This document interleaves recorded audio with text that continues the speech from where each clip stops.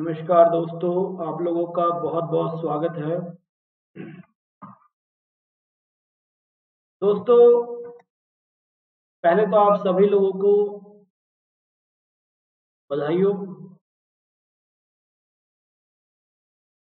चलिए आगे बढ़ते हैं। बधाई इसलिए क्योंकि आपने एक बहुत अच्छा फेस्टिवल मना रहे हो। ठीक है, खुशियां मना रहे हो अपने परिवार के साथ। मैं हूं दिवाकर शास्त्री और आप लोगों का स्वागत करता हूं अकेडमी पर।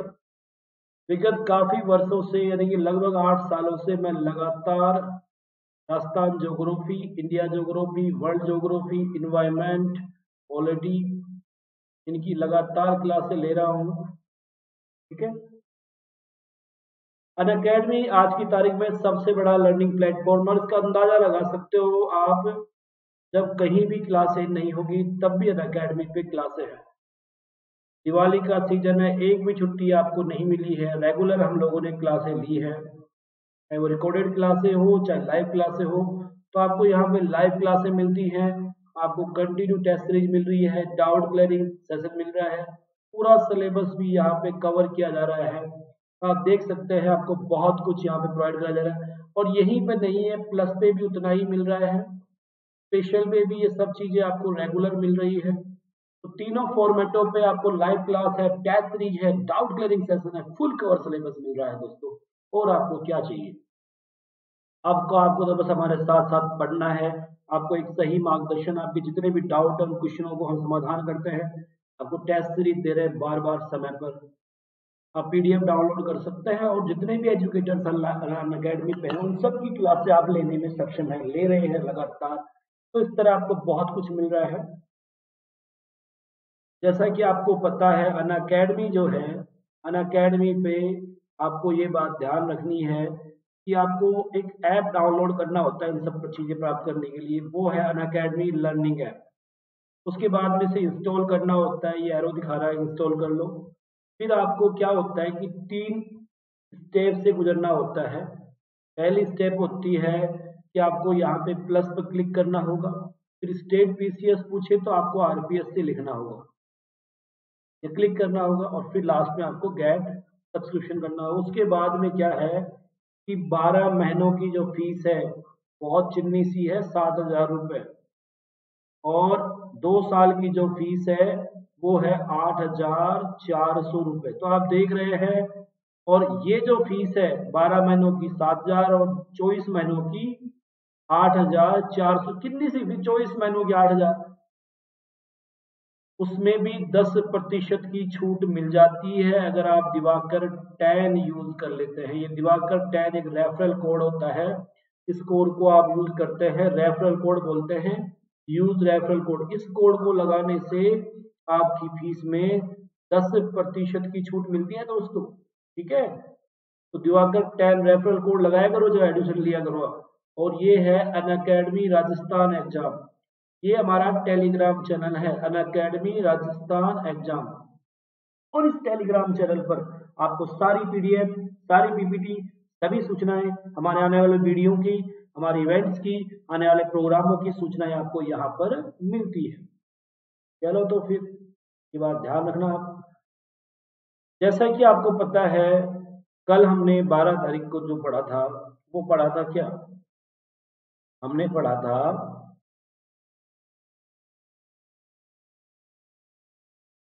नदी। नदी पढ़ी, भारत की नदी का अपवाद तंत्र पढ़ा, सिंधु नदी पढ़ रहे थे, प्रायद्वीपीय और हिमालयी नदियों में अंतर आप लोगों ने देखा। उसके आगे हम देख रहे हैं, आपने सिंधु नदी पढ़ ली थी और सिंधु नदी की आगे की कहानी हम देख रहे हैं। झेलम नदी के बारे में बात हो गई थी शायद, लेकिन एक बार देख लेते हैं। झेलम नदी 724 किलोमीटर लंबी है, वेरीनाग झील से निकलती है, वुलर झील में पानी डालती है। वुलर झील भारत के प्राकृतिक मीठे पानी की सबसे बड़ी झील है। इस झील के किनारे, सॉरी, इस नदी के किनारे श्रीनगर स्थित है। इसकी सहायक नदी जो फेमस है वो किशन गंगा है। इस पर भारत सरकार ने किशन गंगा परियोजना चला रखी है और ये दायाद की प्रमुख सहायक नदी है। पाकिस्तान इसका विरोध करता है, ये नीलम नदी के रूप में जानी जाती है।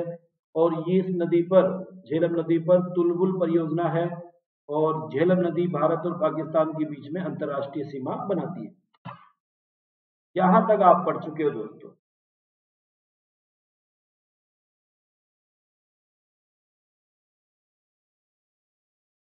दिखा लेते हैं। थोड़ा सा क्या है कि अकेडमी ने भी जैकेट भेजा नहीं और यहाँ पे ठंड पड़ती है, टी शर्ट में बनाना पड़ता है, ठंड लग जाती है। देखिए ये जो नदी है वो है चिनाब नदी। ये जो चिनाब नदी है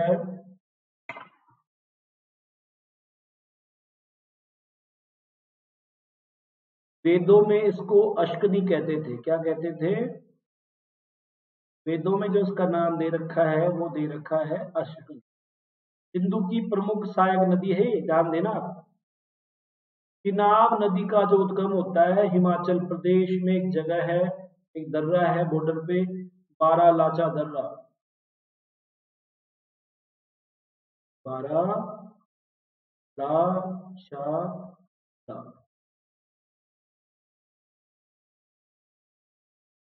चिनाब नदी को अश्कनी भी कहते हैं और चिनाब नदी का उद्गम हिमाचल प्रदेश में स्थित बारालाचा दर्रे से निकलने वाली दो नदियां हैं। देखो दोस्तों, क्यों समझो आप कि ये एक दर्रा है। तो सिस्टमेटिक यहाँ पे मानो ये बारालाचा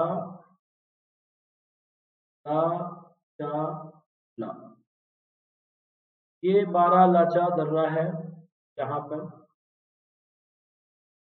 ठीक है। यहाँ से दो नदियां निकलती है, एक है चंद्र और एक है भागा। दोनों नदियां टुंडुम पहुंचती है उत्पत्ति के बाद लाहौर, वहां दोनों मिल जाएगी तब चिनाब नदी की उत्पत्ति होती है। तो ये यही लिखा हुआ है, इसको गौर से देखो आप। चिनाब नदी का उद्गम हिमाचल प्रदेश में स्थित बारालाचा दर्रे के पास से निकलने वाली चंद्र और भागा नदियों के मिलने से होता है। चिनाब नदी कहाँ से निकलती है? बारालाचा दर्रे से निकलने वाली चंद्रा और भागा नदियों के मिलने से बनती है चिनाब नदी। वेदों में क्या कहते हैं दोस्तों इसको? वेदों में इसको अश्कनी कहते हैं। यह जम्मू कश्मीर में इस नदी पर बहुत सारी जल विद्युत परियोजनाएं स्थापित की गई हैं, जिनमें दुलस्ती है, सलाल है, बगलीहार है। तो आपको ध्यान देना है कि चिनाब नदी पर, क्या ध्यान देना है कि चिनाब नदी पर बहुत सारी परियोजनाएं हैं। दुलस्ती परियोजना, सलाल परियोजना, बगलीहार परियोजना। तो आपको पूछे भाई बगलीहार परियोजना किस नदी पे है? चिनाब नदी पे।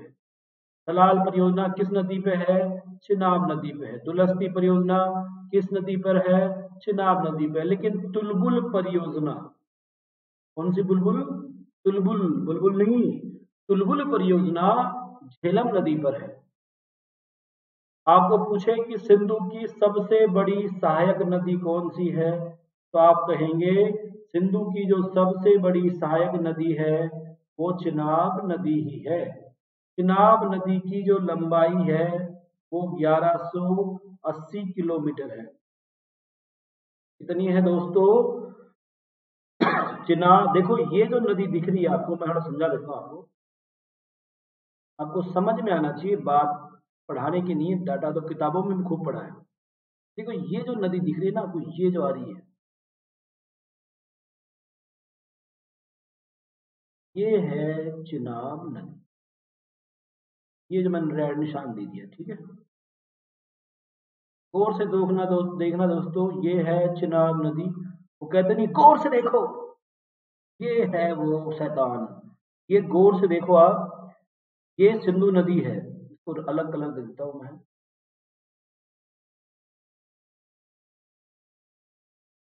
देखो ये जो ब्लैक कलर में है, ये ब्लैक कलर में है झेलम नदी। कौन सी है? ये जो ब्लैक कलर दे दिया मैंने, ये है झेलम।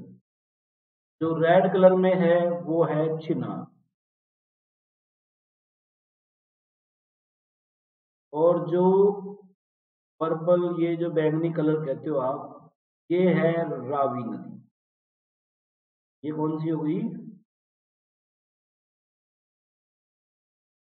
ये हो गई है रावी। एक बार इसको देख लो, फिर आपको क्या है चीजें समझ में आ जाएगी अपने आप। थोड़ा टाइम लगता है। मैप ज्योग्राफी की एक बड़ी बड़ी समस्या है। ज्योग्राफी मैप होता है, लेकिन मैप ऐसी चीज है, एक बार दिमाग में घुस गया, निकलेगा नहीं आपके। तो देखो भाई, ये है आपकी सतलज। देखो रेड कलर में, ब्लैक कलर में कौन है? झेलम। रेड में कौन है? चिनाब। ये बैंगनी कलर में कौन है? रावी। और ये ब्लू कलर में कौन है? सतलज। और ये कौन सी है बड़ी सी मोटी मोटी? ये जो मोटी मोटी है ये है सिंधु। तो आपको ध्यान देना है कि सिंधु की सबसे बड़ी सहायक नदी कौन सी है? जो लाल रंग की है। और यही अंत में सभी नदियों को ले जाकर कहाँ डाल रही है?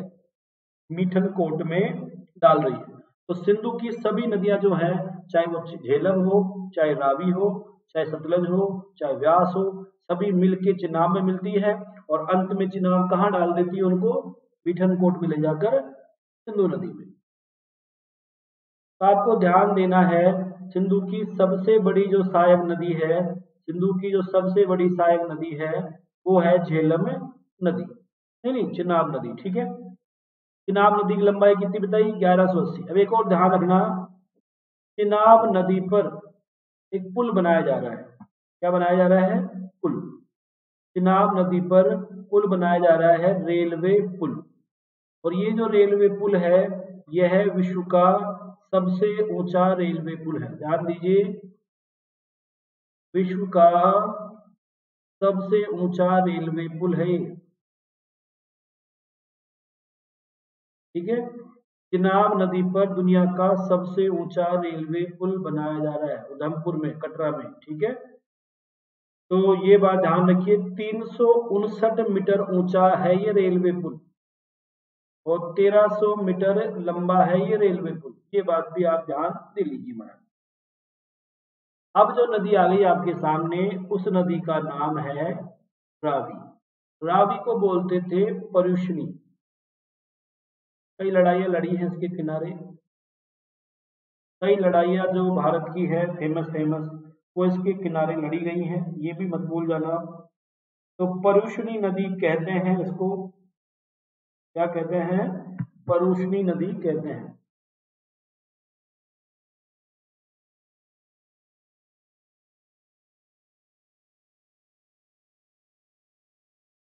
तो ध्यान देना, रावी नदी का उद्गम देखो लिखा हुआ है कि रावी जो नदी है इसका जो उद्गम होता है, ये उद्गम होता है रोहतांग जो दर्रा है उसके पास।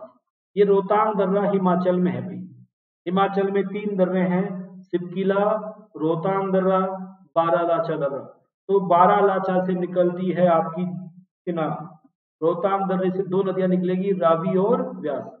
तो आपको ध्यान देना है, रावी नदी की उत्पत्ति रोहतांग दर्रे से होती है। वेदों में इस नदी को परुष्णी कहा गया है। वेदों में क्या कहा गया है? परुष्णी। ठीक है। हिमाचल प्रदेश में इस नदी पर चमेरा बांध बनाया गया है। कौन सा बांध बनाया गया है? साथ साथ हो गया, तो ध्यान देना है। चमेरा बांध बनाया गया है एक तो इस नदी पर। दूसरा बांध इस पे एक और है, ठीन बांध। तो 2 बांध इस नदी पे बनाए गए हैं। एक बनाया गया है चमेरा बांध और दूसरा बनाया गया है ठीन बांध। ठीन परियोजना को रणजीत सागर परियोजना भी कहते हैं। क्या कहते हैं?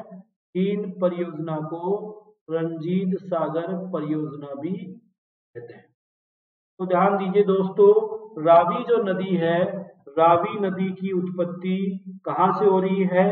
रोहतांग दर्रे से हो रही है। रावी नदी की जो उत्पत्ति है वो कहाँ से हो रही है?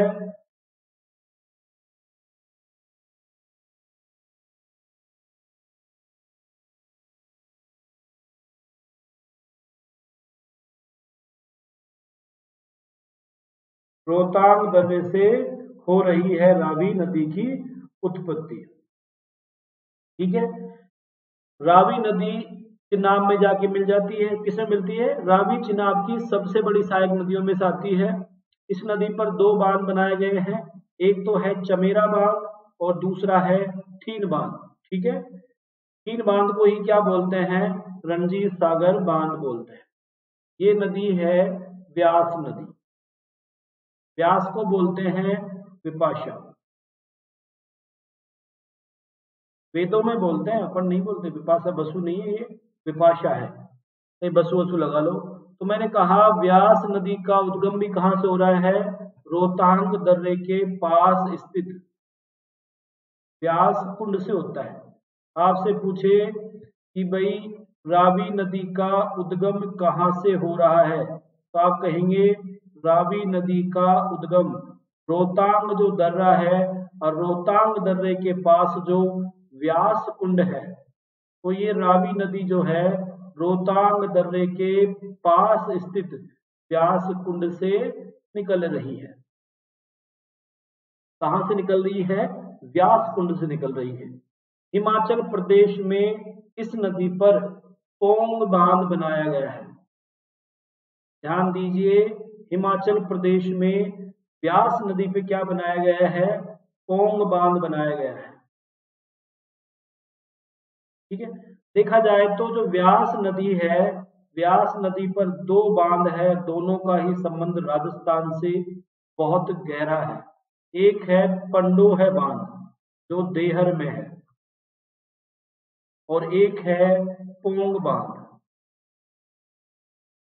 ये जो पोंग बांध है और ये पंडोह बांध है, दो बांध बनाए गए हैं व्यास नदी पर। ध्यान देना, पंडोह बांध और पोंग बांध। ठीक है, ये जो पोंग बांध है, इस पोंग बांध के पीछे जो जलाशय बनेगा, जो झील बनेगी, उस झील को कहते हैं महाराणा प्रताप सागर जलाशय। क्या बोलते हैं?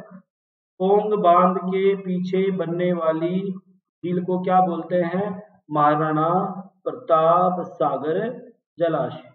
व्यास नदी पंजाब के, अब अंत में क्या होती है? व्यास नदी क्या करती है? पंजाब में हरिके नामक स्थान पे, जैसा कि आप जानते हो IGNP के नाम से, यहीं से निकलती है IGNP। तो आप कह सकते हो कि व्यास नदी अंत में पंजाब का जो हरिके नामक स्थान है उसमें जाकर उस पर सतलज में मिल जाती है। देखो छोटी सी बातें हैं। एकमात्र पंचनद जो नदियां हैं 5, झेलम, चिनाब, रावी, व्यास, सतलज, इनमें से एकमात्र ऐसी नदी है व्यास जो पाकिस्तान में नहीं बहती है। देखा जाए तो राष्ट्रवादी नदी हो गई है। ठीक है, पाकिस्तान में जाती नहीं है। व्यास नदी को वेदों में विपाशा कहा गया है, और इस नदी का उद्गम कहां से हो रहा है दोस्तों? रोहतांग दर्रे से हो रहा है। ध्यान देना, व्यास नदी का जो उद्गम है वह रोहतांग दर्रे से होता है। रोहतांग दर्रे के पास क्या है? एक व्यास कुंड है। ठीक है, इस नदी पर हिमाचल प्रदेश में दो बांध बनाए गए हैं, एक पंडोह बांध है, एक पोंग बांध है, और दोनों का लाभ सबसे ज्यादा किसको मिल रहा है?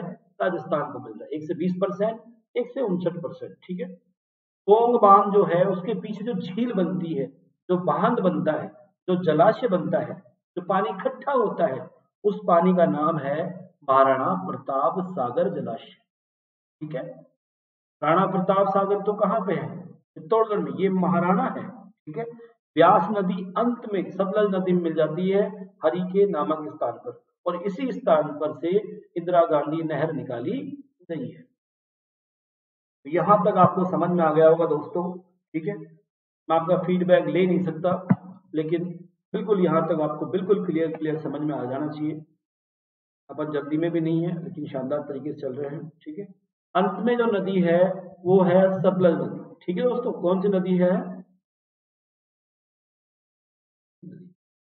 अंत में है सतलज नदी।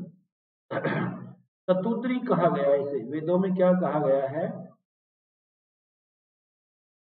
वेदों में इस नदी को कहा गया है सतुद्री। ठीक है, इस नदी का उद्गम मैंने बताया था आपको कैलाश श्रेणी। ठीक है, तिब्बत में राकसताल झील है, राकस झील नहीं, राकसताल। जो लद्दाख श्रेणी है, लद्दाख श्रेणी का चीन में नाम होता है कैलाश श्रेणी, और कैलाश श्रेणी में राकसताल झील है। ये जो राकस, राक्षस नहीं है, राकस ही है, राकसताल झील से निकलती है। तो आपको ध्यान देना है, सतलज नदी कहां से निकल रही है दोस्तों? तिब्बत की राकस ताल झील से, ये बात ध्यान दीजिएगा। तो सतलज नदी कहाँ से निकलती है? तिब्बत में स्थित राकसताल झील से। ये तो हुई एक बात। दूसरी बात है, तिब्बत में इस नदी को, जैसे सिंधु को क्या बोलते हैं? सिंगी किबान। ब्रह्मपुत्र को क्या बोलते हैं तिब्बत के लोग? सांगपो। उसी प्रकार सतलज नदी को भी तिब्बत में लासा चैन खम्ब कहते हैं। क्या कहते हैं? सतलज नदी को भी तिब्बत में लासा चैन खम्ब कहते हैं। यह नदी भारत में, अब आपको जैसे डैम चौक से सिंधु भारत में प्रवेश करती है, कोई पूछे भाई सिंधु नदी भारत में कहाँ से प्रवेश करती है, तो आप क्या कहेंगे? डैम चौक से। ब्रह्मपुत्र नदी भारत में कहाँ से प्रवेश करती है, तो आप कहेंगे यांगफांग दर्रे से। उसी प्रकार पूछ रहा है कि सिपकीला दर्रे से कौन सी नदी भारत में आती है, तो आपने कहा सतलज नदी सिपकीला दर्रा जो हिमाचल प्रदेश में स्थित है उस दर्रे से भारत में घुस जाती है। ठीक है? हिमाचल प्रदेश में इस नदी पर एक परियोजना बनाई है, उसका नाम है नाथपा झाकड़ी परियोजना। आपको पूछे भाई नाथपा झाकड़ी जो परियोजना है वो किस नदी पे है, तो आप कहेंगे नाथपा झाकड़ी परियोजना जो है वो सतलज नदी पे बनाई गई है, हिमाचल में बनाई गई है। वहीं हिमाचल और पंजाब की सीमा पर इस नदी पर बाखड़ा बांध बनाया गया है। बाखड़ा बांध बिलासपुर कस्बे में है हिमाचल के, तो बाखड़ा बांध स्थित है। और बाखड़ा बांध के जो पीछे झील बनती है उसे कहते हैं गोविंद सागर झील। क्या है? गोविंद सागर झील। ये जो गोविंद सागर झील है भारत की सबसे बड़ी कृत्रिम मीठे पानी की झील है। कृत्रिम मीठे पानी की झील है।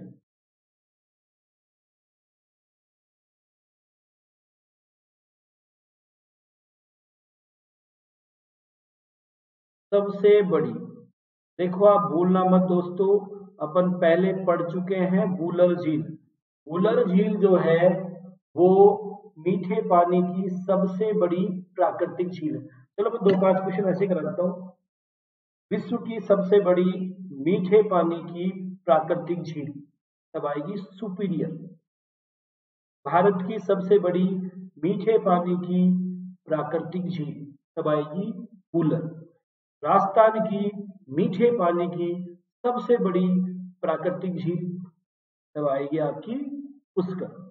उल्टा करो, राजस्थान की मीठे पानी की सबसे बड़ी कृत्रिम झील जयसमंद। भारत की मीठे पानी की सबसे बड़ी कृत्रिम झील तब क्या आएगी? गोविंद सागर झील। ठीक है?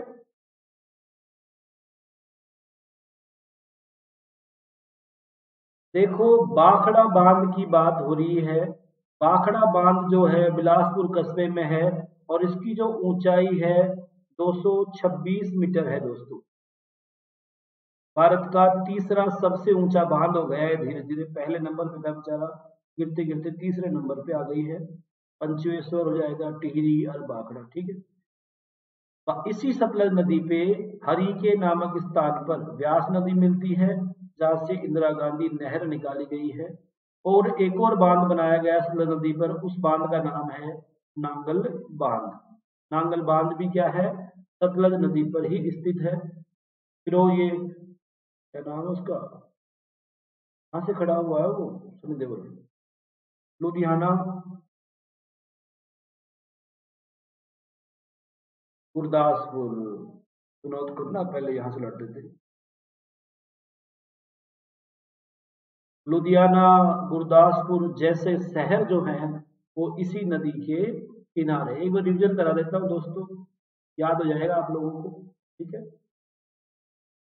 देखो जी बात ऐसी है, मैंने कहा सतलज नदी। ठीक है? वेदों में क्या कहते हैं इसको? शतुद्री कहते हैं। क्या कहते हैं? शतुद्री। कहाँ से निकलती है? तिब्बत की लद्दाख या कैलाश श्रेणी में स्थित राकसताल झील से। कौन सी झील से दोस्तों?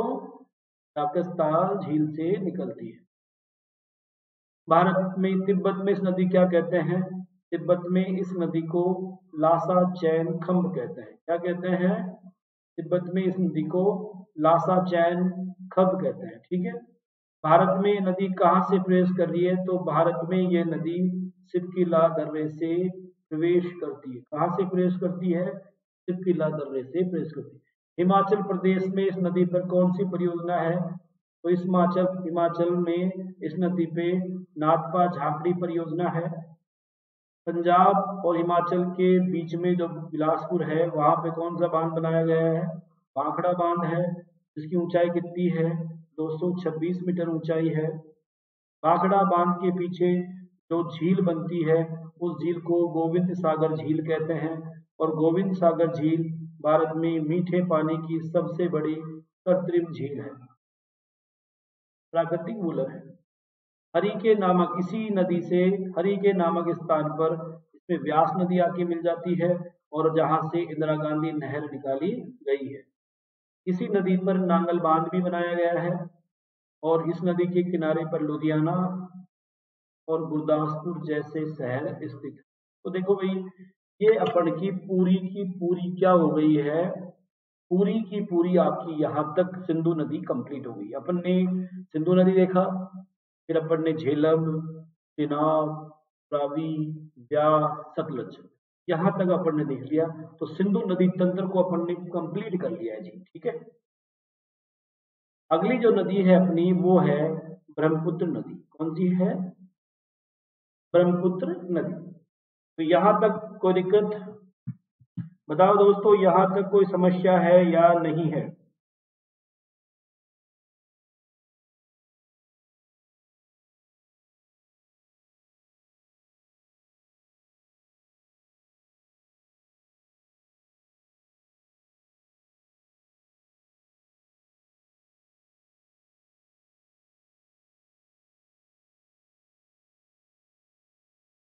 और पानी पिलाता हूँ।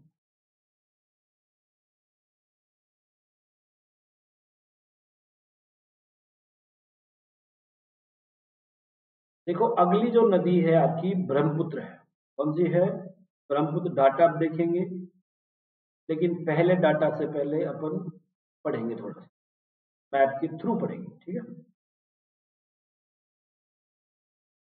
पहले तो आप ये देख लो, ये जो ब्लू ब्लू है, ये सिंपल सी बात है कि ये ब्रह्मपुत्र नदी है।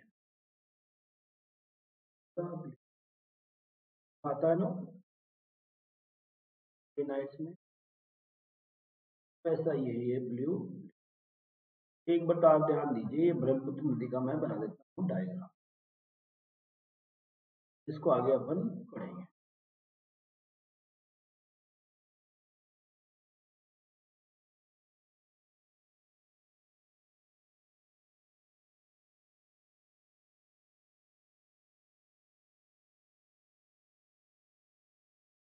पहले मैं मैप के थ्रू समझाऊंगा आपको, फिर आगे धीरे धीरे बात बढ़ाएंगे। थोड़ा सा आपको पेशेंस दिखाना पड़ेगा, क्योंकि पेशेंस बिना पार नहीं पड़ती। देखो, पहले इधर से देखो, ये है तीस्ता नदी। कौन सी है?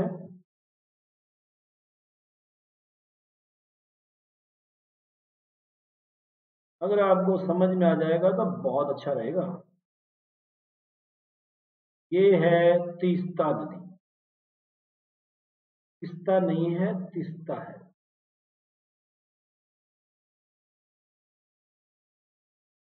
ठीक है। लिखा हुआ है तीस्ता रिवर। ठीक है। पहले कुछ बड़ी बड़ी चीजें देखी, फिर छोटी छोटी देखी। ये है बूढ़ी दिहांग। क्या है?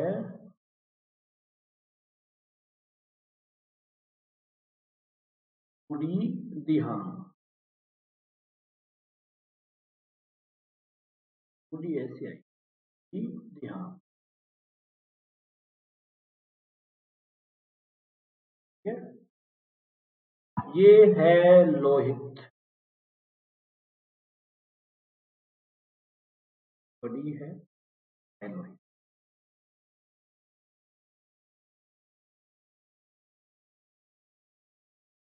ये क्या है? लोहित है।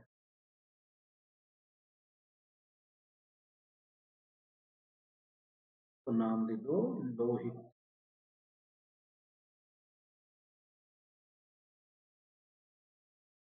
ठीक है, फिर धीरे धीरे देखना आपको सब समझ में आ जाएगा। ये है धनश्री। हाँ, बढ़िया समझ में आएगा। इतना अच्छा एक्सप्लेन करूंगा कि आपको दोबारा कभी भी नदी किसी और से पढ़ने की आवश्यकता ही नहीं होगी। क्या है? एक बार थोड़ा सा मेरा मैप कंप्लीट सुनो। ये क्या है? धनश्री। ये जो दिखाई दे रही है ये है कपिला।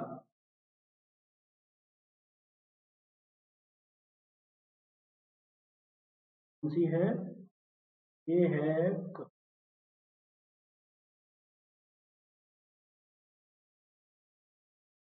ठीक है।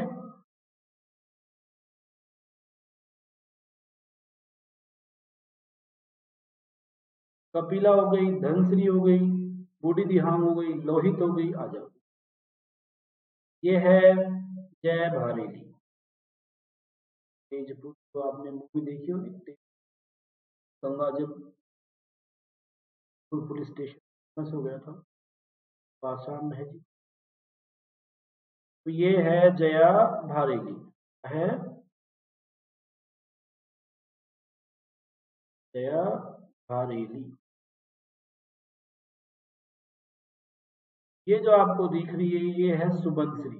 फेमस है बहुत, पानी की बहुत बड़ी मात्रा है। बड़ी जल विद्युत परियोजना भी चलाई जा रही है।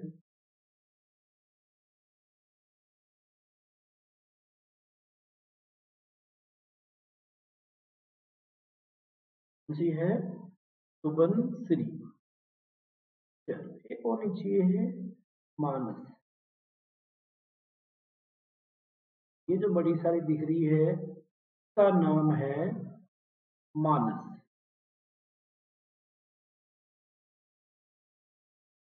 और छोटी मोटी है, ठीक है, रंगा नदी ये छोड़ो उनको। दिहांग बड़ी है, एक दिहांग डाल।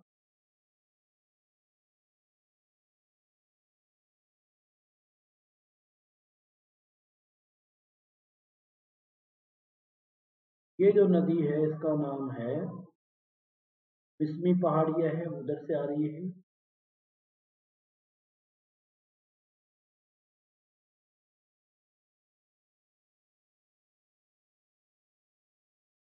अब देखो जी बात ऐसी है, यहां से करता हूं मैं खाड़ी को स्टार्ट, फिर धीरे धीरे अपन जोड़ते जाएंगे। और आप बोर हो जाओगे, नहीं तो कहोगे कब तक सर यूं ही लिखते करते रहोगे। बच्चों का पेशेंस मैं जानता हूँ। देखो वो ही जगह है वो मानसरोवर झील। ये वही मानसरोवर झील है जो पहले थी, मानसरोवर झील। ठीक है, इधर ये सिंधु नदी चली गई, इधर ये ब्रह्मपुत्र नदी ले लो। यहाँ पे एक बर्फ का पहाड़ है जी। क्या है दोस्तों? यहाँ पर एक बर्फ का पहाड़ है। ये बर्फ का पहाड़ है, यानी कि हिमनद है ये। इसे बोलते हैं तेमांग युंगडुंग ग्लेशियर। तेमांग तेमांग युंग, थोड़ी देर पढ़ेंगे जब और अच्छा दिख जाएगा आपको। युंगडुंग। तो देखो ये जो ग्लेशियर है तेमांग युंगडुंग ग्लेशियर, यहां से स्टार्ट होती है सिंधु नदी, सॉरी ब्रह्मपुत्र नदी। ठीक है, इसको बोलते हैं सांगपो। तिब्बत में क्या बोल रहे हैं दोस्तों? तिब्बत में इसको सांगपो कहते हैं। क्या कहते हैं? सांगपो। तो आपसे पहला सवाल पूछेंगे ब्रह्मपुत्र नदी कहाँ से निकलती है, तो आप कहेंगे मानसरोवर झील के पूर्व में स्थित केमांग युंगडुंग ग्लेशियर से। कहां से निकल रही है?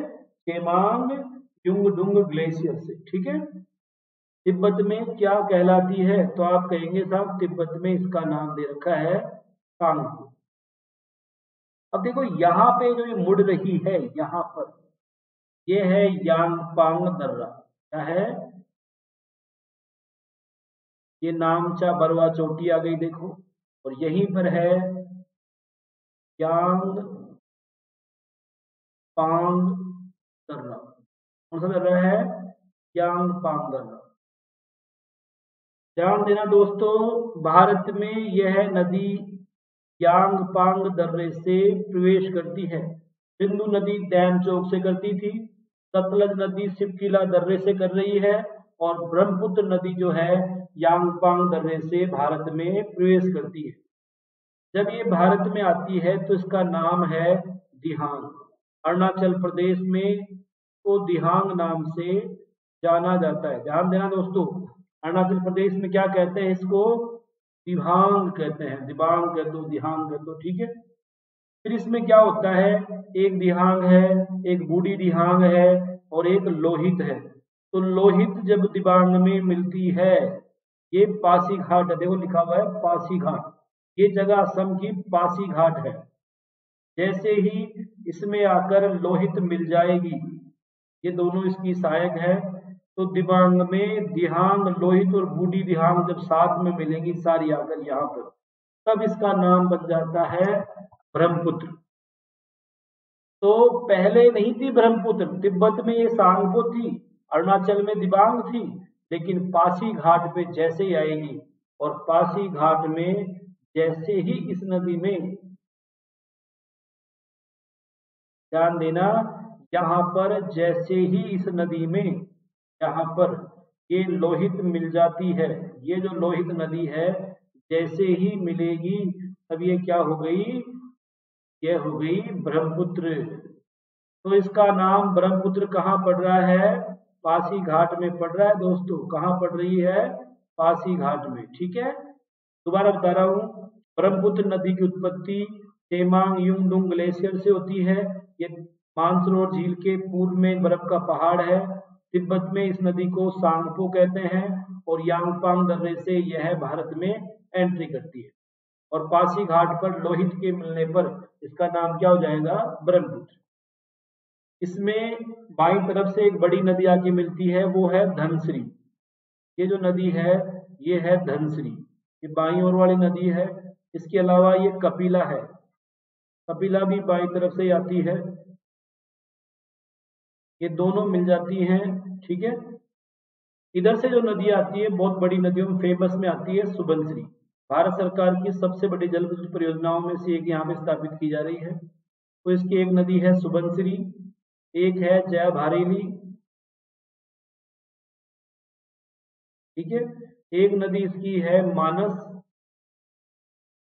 बाई तरफ की नदियां नहीं है, दाई तरफ की है मानस, जयाभारेली, सुबनसिरी, ठीक है। और ये है मैन, एक और नदी है तीस्ता। ये सब नदियां क्या है? दाई तरफ की है। तीस्ता भी दाई तरफ की है, मानस भी दाई तरफ की है, जयाभारेली भी दाई तरफ की है, सुबनसिरी भी दाई तरफ की है। जबकि बाई तरफ की नदियों में कपिला है, धनसिरी है, बूढ़ी दिहांग है, लोहित है, और दिहांग है, ठीक है। बाद में ये नदी बांग्लादेश में घुसती है, और बांग्लादेश में घुसते ही इसका नाम क्या हो जाता है? जमुना। भारत में जो ब्रह्मपुत्र थी, बांग्लादेश में वो जमुना बन जाती है। क्या बन जाती है? जमुना। ध्यान देना, ब्रह्मपुत्र को बांग्लादेश में क्या कहते हैं? देखो लिखा हुआ है जमुना। तो ज्यादा सोचना मत, दिमाग को जोर डालना मत, बस ध्यान देना, जमुना कहते हैं। तो बांग्लादेश में जैसे ही एंट्री करती है, ये गंगा हो जाती है, ब्रह्मपुत्र बन जाती है जमुना नदी। अब जमुना में इधर से गंगा जी आती है, देखो ये जो नदी आ रही है इधर से, ये गंगा जी है, अगर आपको दिख रहा हो तो। और ये गंगा जी यहाँ पे आके जैसे ही मिलेगी, तो जमुना और गंगा के मिलने के बाद ये जो ब्रह्मपुत्र क्या बन जाती है? पद्मा बन जाती है। क्या बन जाती है? पद्मा। तो ब्रह्मपुत्र अब क्या हो गई? पद्मा। और ब्रह्मपुत्र की जो अंतिम सहायक नदी है वो ये है, ये बाराकर पहाड़ियों से, ये सॉरी बराग नदी के रूप में, ये जो लंबी सी नदी आ रही है ना, मणिपुर होती हुई यूं चलती चलती चलती चलती पार करेगी, त्रिपुरा पार करेगी, ये जो नदी है इसका नाम है मेघना। और अंत में ये जो नदी है ब्रह्मपुत्र, मेघना के रूप में जानी जाती है। तो बांग्लादेश में इस नदी के कितने नाम हो गए? 3। ध्यान देना है दोस्तों, बांग्लादेश में इस नदी को क्या कहते हैं? घुसते ही जमुना बोलते हैं। गंगा मिलेगी तो पद्मा हो जाएगी, और जब मेघना इसमें मिल जाएगी तो ये क्या बन जाती है बांग्लादेश में? मेघना। तो अलग अलग नाम है जी। देखो कुल नाम हो गए। सांगपो है तिब्बत में, अरुणाचल प्रदेश में है दिहांग, दिबांग कह दो, दिहांग कर दो। असम में कहते हैं ब्रह्मपुत्र। बांग्लादेश में घुसते ही जमुना है, गंगा के मिलने के बाद पद्मा है, और जब मेघना मिल जाएगी तो क्या हो जाएगी? मेघना हो जाएगी। तो साहब ये इसका मैप है टोटल। ठीक है, ध्यान रख लोगे आप। अब भी कोई समस्या है तो बताइए। ये गंगा है आपकी जो इधर से आ रही है, ये आपकी वो ब्रह्मपुत्र है, दोनों मिल गई, ये आगे बढ़ी और ये फिर ढाको बनाती है डेल्टा गंगा ब्रह्मपुत्र का। और ये जो नदी आ रही इधर से, ये मेघना है। ये कौन सी है? मेघना है। ये कौन सी है? मैन ब्रह्मपुत्र। ये जो तीस्ता थी, ठीक है। और ये नदी कौन सी है? ये नदी है गंगा, और ये आई रही है आपकी। मुझे लगता है यहां तक आपको समझ में आ गया होगा। ये लोहित है, ये दिहांग है, और ये वापस वही ब्रह्मपुत्र है। ये धनश्री थी, ठीक है, ये कपिला थी आपकी, ये सुबनश्री थी, ये मानस थी, ये लास्ट वाली तीस्ता थी, और ये बीच में जया भारेली और डाल गई। ठीक है, तो इतनी नदियां ही पढ़ाई थी जी, इतनी आपने पढ़ ली। अब अपन पढ़ते हैं वापस ब्रह्मपुत्र को आउटलाइन में, लिखित में क्या है क्या नहीं। ये मैं और पढ़ लेता हूं। यहाँ तक वो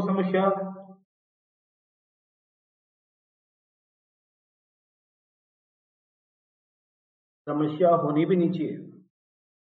मैप लेके रखो, बैठो, किताब लेके बैठो, एटलस लेके बैठो, और शानदार रूप से आउटलाइन और थ्रू खुद के नोट बनाओ। बहुत शानदार मजा आ जाएगा जब आप खुद के नोट जब मेरे बनाने के बाद आप उसमें मॉडिफाई करोगे, मेरी जो मैंने बनाए उसे अपनी भाषा में जब लिखोगे, तब वो जो आपको कहानी समझ में आएगी, बाद में जो याद रहेगी वो आप समझ नहीं सकते।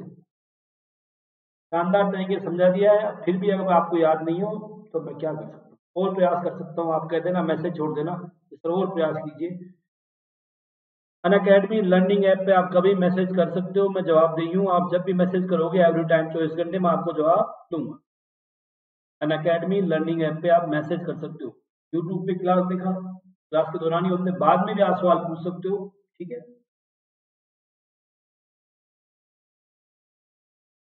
अब देखो भाई, बात स्टार्ट करते हैं वापस ब्रह्मपुत्र नदी की।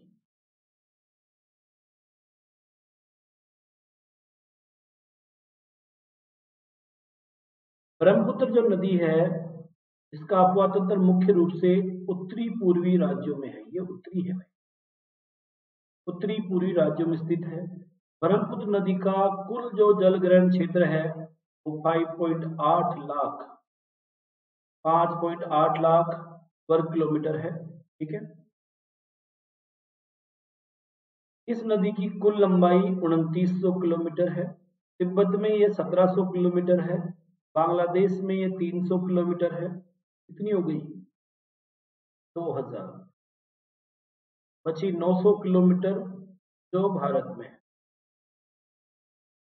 ध्यान देना है, तिब्बत में ये 1700 किलोमीटर है, 300 किलोमीटर बांग्लादेश में है, और 900 किलोमीटर भारत में है। लेकिन एक और ध्यान देना, जो बुक्स में जो मानती आ रही थी आरपीएससी यूपीएससी, वो 1346 है। नए आंकड़ों में ये मामला है। इस नदी का जो उद्गम होता है वो उद्गम होता है तिब्बत के पठार से निकलने वाली विभिन्न हिमनदों से होता है। ठीक है,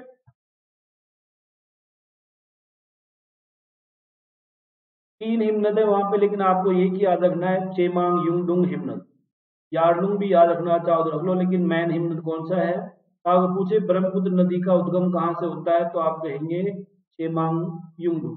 यदि यह नदी नामचा बरवा के पास एक गहरी घाटी के माध्यम से भारत में प्रवेश करती है। देखिए दोस्तों, ये है नामचा बरवा पर्वत। कौन सा है? यहाँ पे एक गहरी घाटी बनाती है, यांगपांग दर्रा है, वहां से ये भारत में प्रवेश करती है। ठीक है, इस नदी का मार्ग गुंथित है। ऐसा है, इस नदी का जो मार्ग है गुंथित है और ये विश्व के सबसे बड़े नदी द्वीप माजुली द्वीप का निर्माण करती है। आपसे पूछे विश्व का सबसे बड़ा नदी निर्मित द्वीप कौन सा है? नदी निर्मित द्वीप, तो विश्व का सबसे बड़ा नदी निर्मित द्वीप है माजुली द्वीप। कौन सा है दोस्तों? माजुली द्वीप। विश्व का सबसे बड़ा नदी द्वारा निर्मित द्वीप का नाम है माजुली द्वीप। ठीक है, पहले इसकी लंबाई बहुत ज्यादा थी, 1200 किलोमीटर था। आजकल ये घट रहा है, लगातार नदी इसका अपरदन कर रही है, ये लगातार कम होता जा रहा है। भारत में सबसे ज्यादा, ध्यान दीजिए दोस्तों, भारत में सबसे ज्यादा जल विद्युत की संभावना ब्रह्मपुत्र नदी में पाई जाती है। भारत में सबसे ज्यादा जल विद्युत की संभावना कहाँ पाई जाती है? ब्रह्मपुत्र नदी में पाई जाती है। ठीक है, इसकी सहायक नदियां मैंने बता दी थी आपको, तीस्ता, मानस, सुबनसिरी, दया, भारेली। नोट रखा अपने लिए, दया, भारेली। ये किधर की थी? दाई तरफ की, मैंने बता दी थी आपको। ठीक है, बाएं तरफ की नदियां हैं दिबांग, दिहांग भी कर सकते हो, एक दिहांग या दिबांग। ठीक है, लोहित, दिशांग, धनश्री और अपनी कपिला।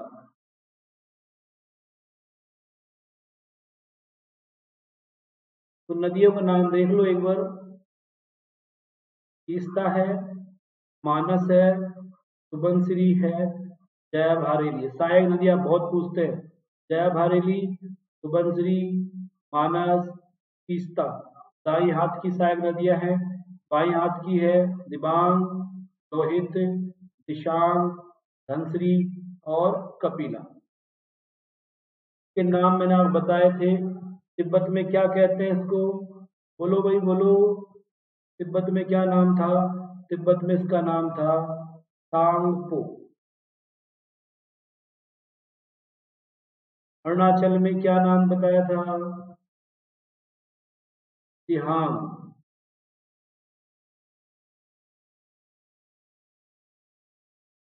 अरुणाचल में क्या नाम बताया था?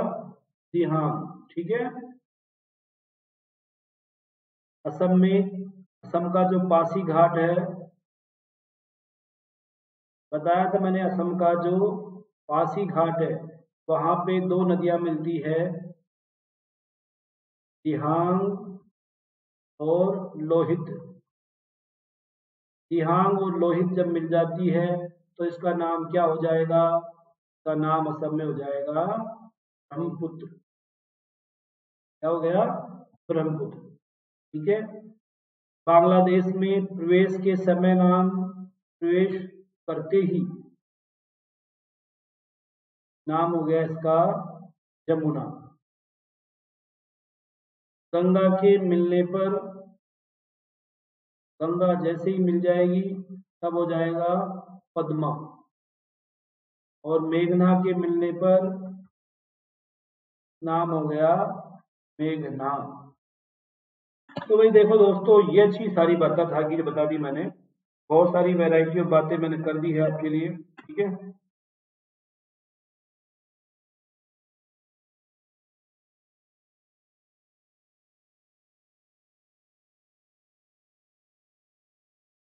तो कुल मिलाकर ब्रह्मपुत्र नदी कंप्लीट हो गई है आपकी।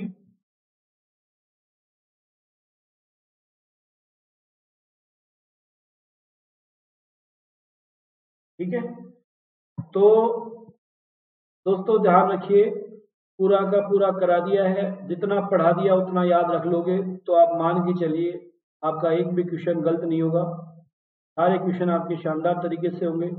अब हमारे पास गंगा नदी बची और प्रायद्वीप नदियां बची। इनमें अगर आपको लेकर कोई डाउट हो तो आप मुझे मैसेज कर दीजिए। यहाँ नहीं कर सकते, यहाँ आपका टाइम नहीं है भाई, चलो तो आप मुझे कर सकते हैं, वो मैसेज कर सकते हैं आप मुझे, अनअकैडमी लर्निंग ऐप पे भी आप मुझे मैसेज कर सकते हैं। ठीक है, तो वही बात ऐसी है दोस्तों, पूरा कंप्लीट करा दिया है। 2 नदियां आपकी सिंधु और ब्रह्मपुत्र। अब गंगा और प्रायद्वीपीय नदियां हैं, उनको भी करा देंगे। दिवाली की छुट्टियों का आनंद लीजिए आप। ध्यान दीजिए 10% का ऑफ है अगर दिवाकर 10 आप रेफरल कोड यूज करते हैं। बहुत कम फीस रखी गई है अनअकैडमी की, तो वो भी आप जानते ही हो। ठीक है, टेलीग्राम चैनल जानते हो, अनअकैडमी राजस्थान एग्जाम हमारा टेलीग्राम चैनल है। ठीक है, तो भाई चलो बहुत कुछ मिलता है आपको यहाँ पे। अगर आप प्लस का सब्सक्रिप्शन लेते हैं तो आपको डाउनलोड पीडीएफ का ऑप्शन है, टेस्ट सीरीज है, मार्गदर्शन है, इस तरह के बहुत सारे फीचर्स आपको मिलते हैं। लाइव क्लासें हैं और भी बहुत कुछ आपको यहाँ मिलता है, test series, doubt clearing, full कर सर्विस। और मेरा नाम तो आप जानते ही हो, दिवाकर शास्त्री। पिछले 8 वर्षों से मैं ज्योग्राफी, पर्यावरण, पॉलिटी और करंट अफेयर्स की क्लासें ले रहा हूँ। ठीक है, चलो तो फिर भाई दोस्तों मिलते हैं। Control are.